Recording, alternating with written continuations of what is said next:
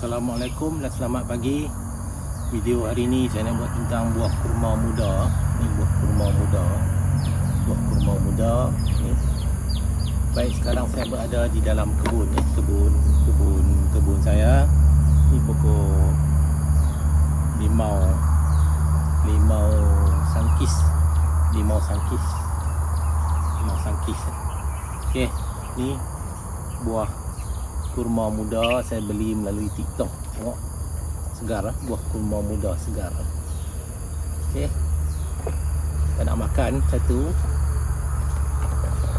Nak makan ni, saya ambil makan satu lah. Kurma muda ni. Bismillahirrahmanirrahim. Manis.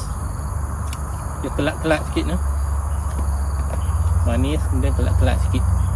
Muda lagi. Okey. Tak. Tengok merah pula.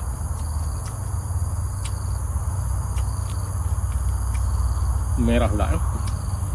Manis ni. Okey, muda.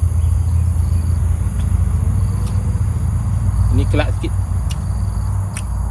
Kurang manis tapi kelat sikit. Tapi masih lagi manis. Okay. Kurma muda. Boleh beli.